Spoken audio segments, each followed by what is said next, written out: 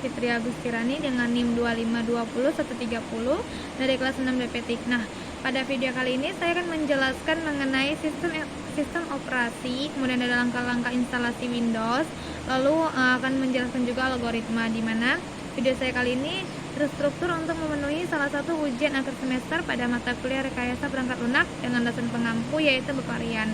Nah, langsung saja kita masuk ke penjelasan materinya. Selamat menyaksikan. Oke, kita langsung saja masuk ke materi kita yang pertama, yaitu mengenai sistem operasi. Nah, sistem operasi itu apa sih? Nah, sistem operasi itu yaitu perangkat lunak yang berfungsi sebagai jembatan antara pengguna dan perangkat keras komputer, di mana untuk mengelola sumber daya komputer, menjalankan aplikasi, dan memberikan lingkungan kerja yang efisien bagi penggunanya. Jadi sistem operasi ini memfasilitasi eksekusi program, mengatur memori, menyediakan antarmuka pengguna, dan mengelola perangkat keras komputer. Jadi sistem operasi ini perangkat lunak yang berfungsi sebagai jembatan antara si pengguna dengan perangkat keras komputer, di mana yang saling bekerja sama atau saling terhubung, di mana pengguna menggunakan perangkat keras dan perangkat keras dijalankan oleh si penggunanya. Nah, itulah untuk definisi dari sistem operasi. Lanjut kita masuk ke submateri yang kedua dari sistem operasi, yaitu komponennya. Di mana komponen sistem operasi di sini saya sediakan ada beberapa. Yang pertama yaitu ada kernel. Jadi kernel itu merupakan inti dari bagian sistem operasi yang mengendalikan sumber daya perangkat keras dan menyediakan layanan sistem dasar. Kernel inti dari sistem operasi yang menyediakan sumber daya perangkat keras dan menyediakan layanan sistem dasarnya. Itu untuk yang komponen yang pertama. Untuk komponen yang kedua yaitu manajer tugas, di mana bertanggung jawab untuk mengelola tugas-tugas yang berjalan dalam sistem, termasuk penjadwalan tugas dan alokasi sumber daya. Manajer tugas memanajer atau memanage tugas yang ada dalam sistem informasi tersebut, sistem operasi tersebut. Yang ketiga yaitu ada antarmuka pengguna. Nah, di mana antarmuka pengguna ini memberikan cara bagi kita sebagai pengguna untuk berinteraksi dengan sistem operasi melalui antarmuka grafik atau GUI.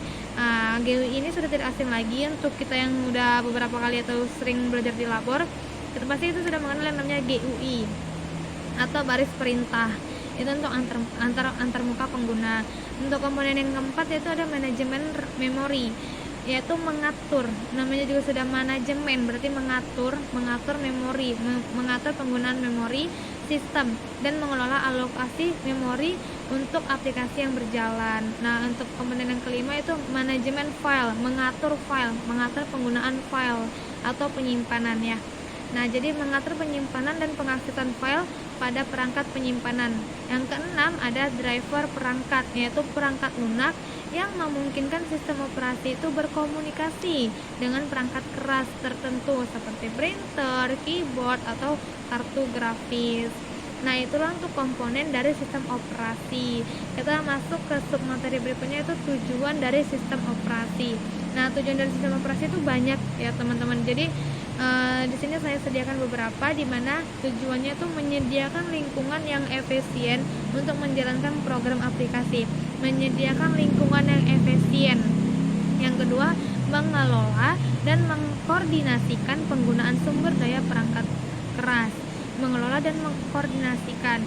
Yang ketiga ada menyediakan antarmuka yang memungkinkan pengguna berinteraksi dengan sistemnya, menyediakan antarmuka. Yang keempat, menyediakan mekanisme keamanan untuk melindungi sistem dan data dari akses yang tidak sah, menyediakan mekanisme keamanan dari sistem yang kita gunakan serta data-data yang kita jalankan pada sistem operasi. Nah, yang kelima itu meningkatkan kinerja sistem dengan mengoptimalkan pengguna sumber daya.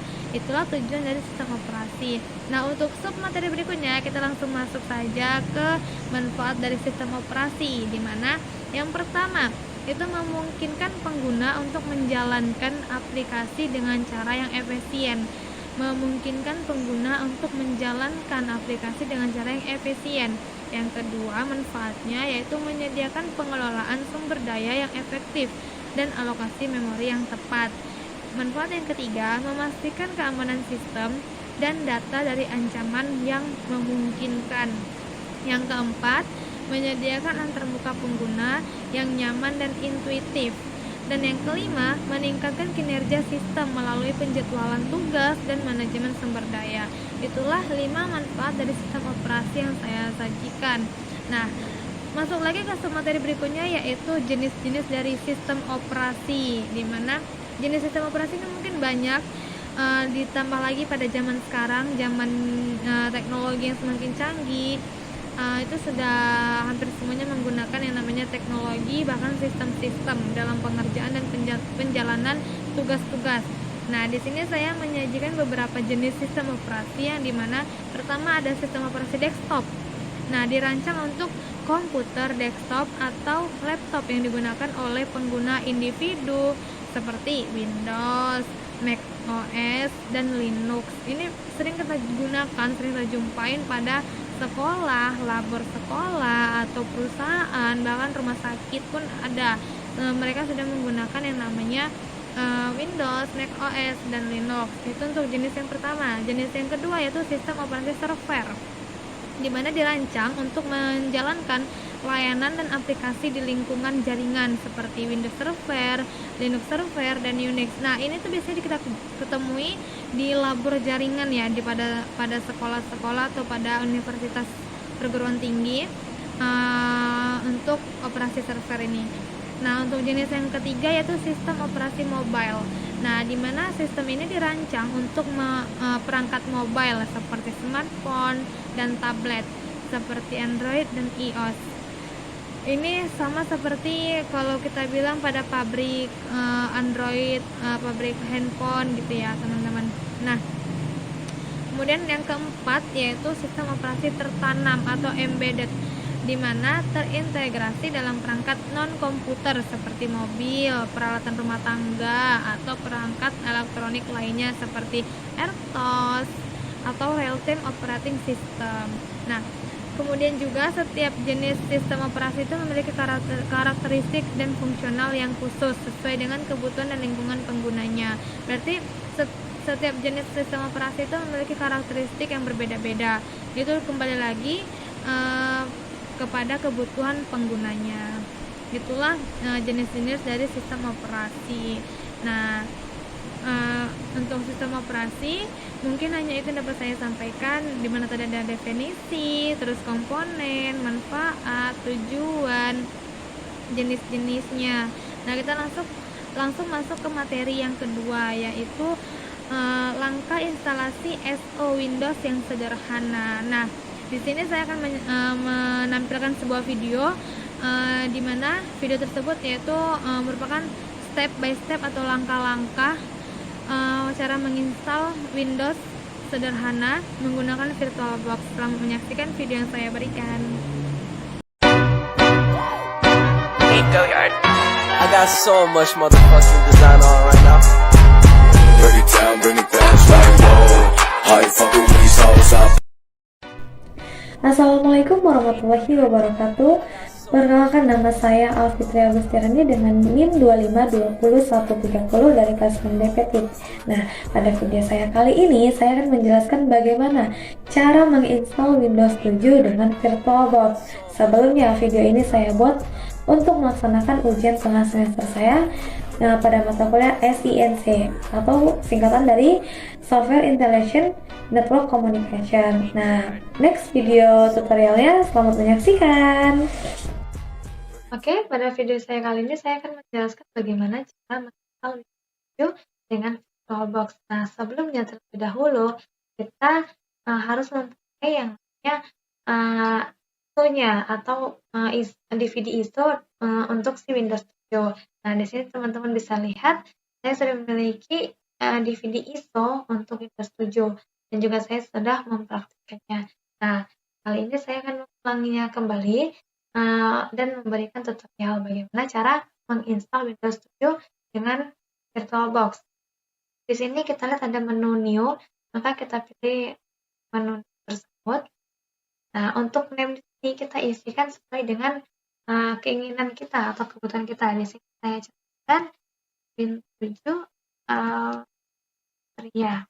Nah, setelah itu untuk folder itu penyimpanan ya, ingat kita hanya ada di C.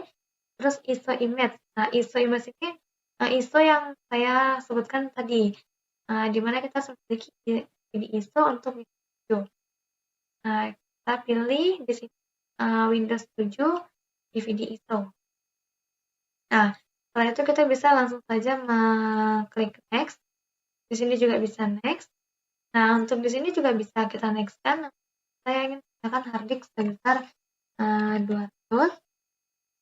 Kita klikkan next lagi. Nah, lalu finish.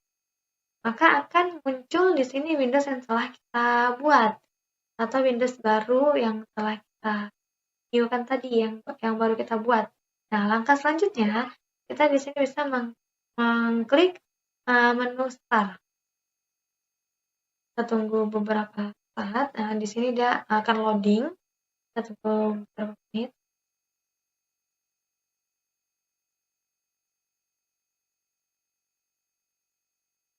Nah, maka akan muncullah tampilan seperti ini. Nah, di sini teman-teman bisa menggantinya menjadi Indonesia. Namun pada tutorial saya ini, saya tidak ingin menggantinya. Nah, lalu bisa langsung kita klik saja next. Lalu kita klik install now. Kita menunggu beberapa menit juga.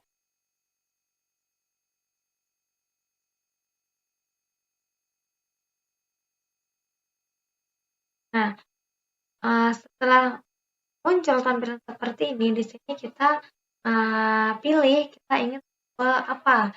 Nah, pada video saya ini saya ingin pilih Windows 7 tipe Ultimate yang 64. Kita bisa langsung klik saja, lalu kita pilih next.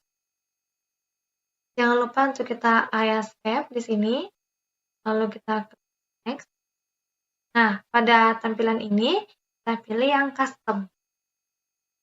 Setelah itu, tampillah seperti ini. Nah, langkah selanjutnya kita klik drive option. Lalu kita klik new.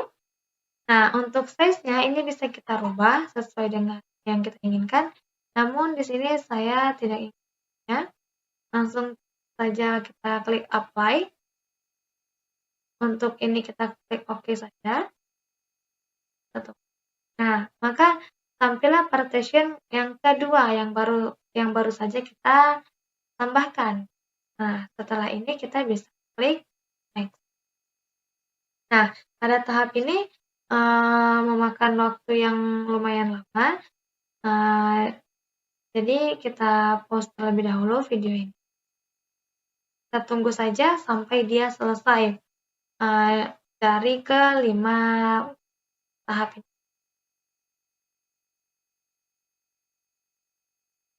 Sebelumnya ada bagian yang terlewat di mana nanti dia akan muncul tampilan hitam dengan bacaan press any key. Nah, itu kita jangan mengklik apapun, biarkan dia hilang sendiri. Nah, nanti setelah itu dia akan kembali pada tampilan ini atau dia akan loading lagi sampai komplit. Kita tunggu beberapa menit. Seperti ini, press any key to boot. Itu jangan kita klikkan apapun, kita biarin saja.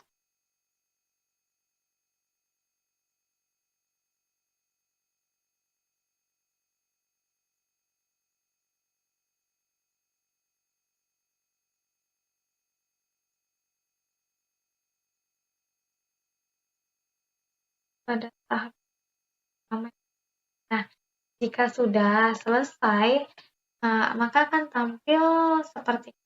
Nah, untuk type username itu kita buat sesuai dengan keinginan kita. Di sini saya ingin buat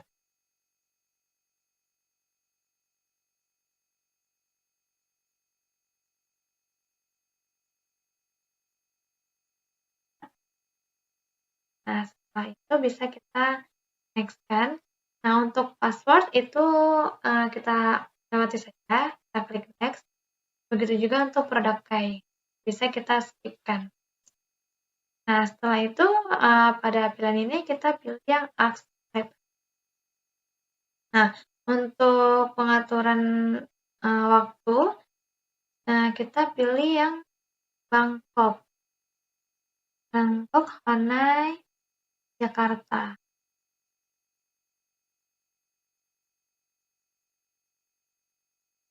Setelah itu bisa kita klik next.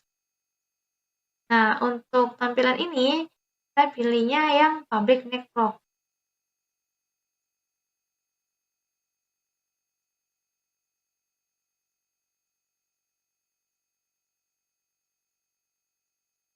Beberapa ada proses.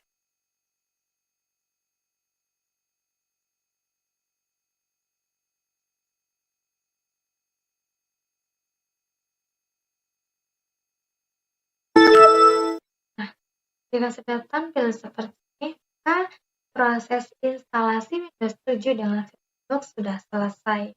Teman-teman, jadi sampai ada tampilan desktop Windows-nya. Jadi dapat kita tampilkan seperti tampilannya. Nah, hanya itulah video yang dapat saya sampaikan mengenai tutorial menginstal Windows 7 dengan desktop.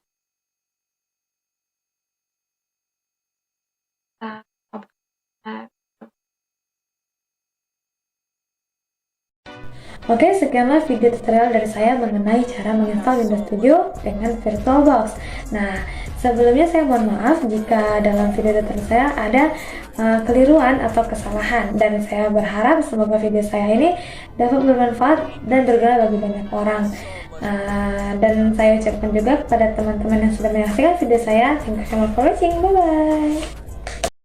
Nah, selanjutnya kita masuk ke materi yang ketiga, yaitu mengenai algoritma. Nah, untuk definisinya sendiri, algoritma itu merupakan urutan atau langkah-langkah terdefinisi secara jelas dan terstruktur yang diambil untuk menyelesaikan masalah atau mencapai tujuan tertentu.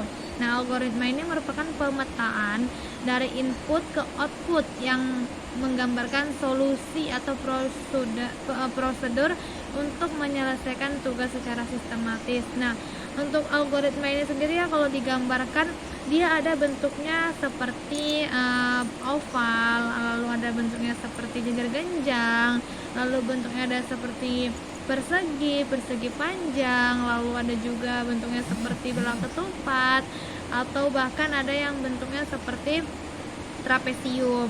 Nah, dari semua itu memiliki maknanya masing-masing atau memiliki fungsi masing-masing gitu. Itulah untuk definisi dari algoritma, di mana merupakan urutan langkah-langkah yang terdefinisi secara jelas, terstruktur untuk menyelesaikan masalah atau untuk mencapai tujuan tertentu. Dan algoritma ini merupakan pemetaan dari mulai kita input sampai kita output gitu, dimana dalam proses dari input sampai outputnya itu merupakan gambaran untuk solusi atau prosedur untuk menyelesaikan tugas kita secara sistematis. Nah, langsung kita masuk ke submateri yang kedua, yaitu komponen dari algoritma. Di sini saya sediakan beberapa komponen dari algoritma. Yang pertama ada input. Nah, input itu merupakan data atau informasi yang dimasukkan ke dalam algoritma untuk diolah. Jadi input, kita memasukkan data, di mana data itu yang akan kita olah dari dia masih abstrak gitu misalnya ya bentuknya, sampai menjadi sebuah produk gitu. Nah, lalu output itu merupakan hasil yang dihasilkan oleh algoritma setelah memproses input. Nah, output itu merupakan produknya setelah kita melakukan proses yang begitu panjang dalam algoritma kita. Kemudian ada instruksi, di mana instruksi ini merupakan langkah-langkah atau tindakan yang harus diambil untuk memproses input dan menghasilkan output. Nah, instruksi, langkah-langkah, berarti ini merupakan bagian-bagian dari algoritma yang kita buat.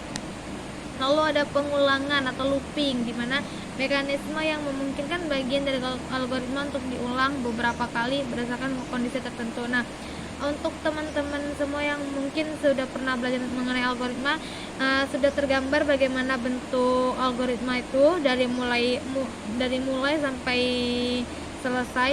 Nah, di mana ada yang dia berbentuk seperti panah kembali ke atas, itu merupakan pengulangan atau looping, di mana bisa jadi syarat dari proses itu tidak terpenuhi atau tidak memenuhi, sehingga dia dikembalikan lagi ke proses awalnya atau proses atau tahap sebelumnya.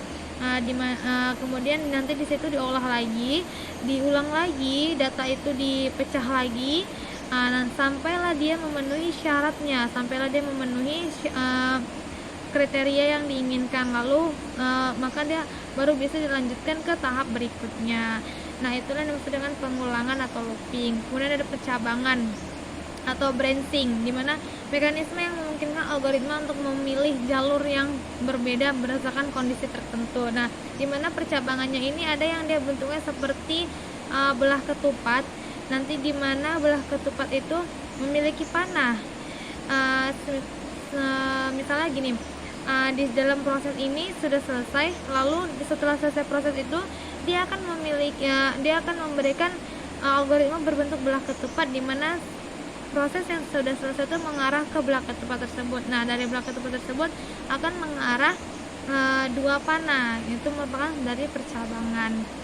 Kemudian ada variabel, di mana variabel itu merupakan simbol atau wadah untuk menyimpan data yang berubah selama proses algoritma. Lalu ada operasi, yaitu tindakan matematik atau logika yang dilakukan pada data untuk memprosesnya. Nah, itulah komponen-komponen dari algoritma. Ada 7 yang saya sediakan.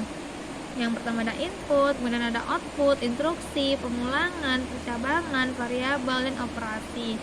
Langsung kita lanjut lagi ke materi berikutnya, yaitu tentang tujuan dari algoritma, di mana algoritma ini memiliki tujuan, yaitu menyediakan langkah-langkah yang terdefinisi dengan baik untuk menyelesaikan masalah atau mencapai tujuan tertentu. Nah, algoritma membantu dalam mengorganisir proses pemecahan masalah dan juga memastikan bahwa langkah-langkah yang diperlukan dijalankan secara efisien dan efektif. Nah, jadi secara singkatnya tujuan dari algoritma ini yaitu memberikan langkah yang terdefinisi dengan baik untuk menyelesaikan masalah atau tujuan tertentu. Itulah tujuan dari algoritma. Nah, selanjutnya yaitu manfaat dari algoritma. Di sini saya memberikan beberapa manfaatnya, yaitu yang pertama pemecahan masalah, di mana algoritma ini membantu dalam mengidentifikasi langkah-langkah yang diperlukan untuk memecahkan masalah secara sistematis. Yang kedua ada efisiensi. Dengan menggunakan algoritma yang baik, proses dapat dijalankan dengan cara yang paling efisien dan mengoptimalkan penggunaan sumber daya. Yang ketiga ada kesalahan yang lebih rendah, di mana algoritma yang terdefinisi dengan baik mengurangi kemungkinan terjadinya kesalahan atau kekeliruan dalam proses. Yang keempat yaitu reusabilitas, di mana algoritma yang telah dikembangkan dapat digunakan kembali dalam situasi yang serupa untuk menghemat waktu dan usaha kita. Nah, yang kelima itu pengembangan dan pemeliharaan, di mana algoritma yang baik membantu dalam mengembangkan dan memelihara perangkat lunak dengan lebih mudah karena langkah-langkah yang jelas dan terstruktur. Itulah merupakan manfaat dari algoritma. Nah, kita langsung lanjut ke submateri berikutnya. Kita masuk ke submateri berikutnya, yaitu jenis-jenis dari algoritma. Nah, jenis-jenis dari algoritma ini mungkin banyak ya untuk zaman sekarang lagi, terutama di zaman teknologi yang semakin canggih. Namun di sini saya menyediakan beberapa jenis algoritma. Yang pertama ada algoritma berurutan, di mana langkah-langkah dieksekusi secara berurutan dari awal hingga akhir.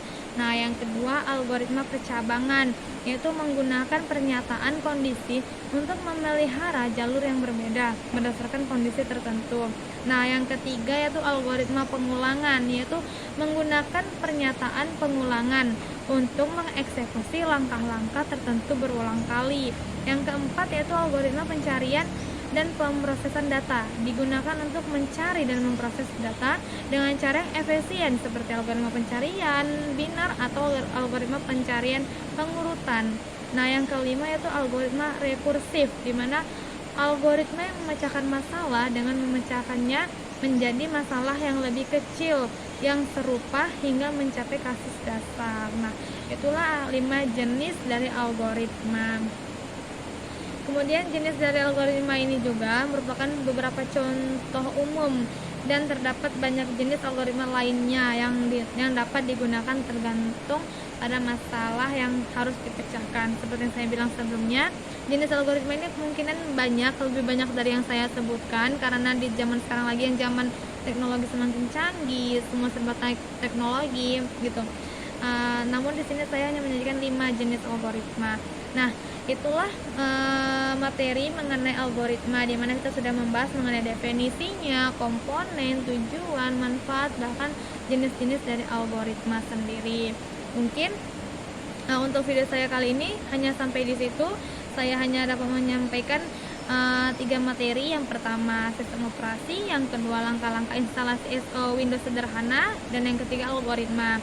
Nah, sebelum saya akhiri, saya mohon maaf jika dalam penyampaian materi saya banyak keliruan atau bahkan ada kesalahan dalam materi yang saya berikan.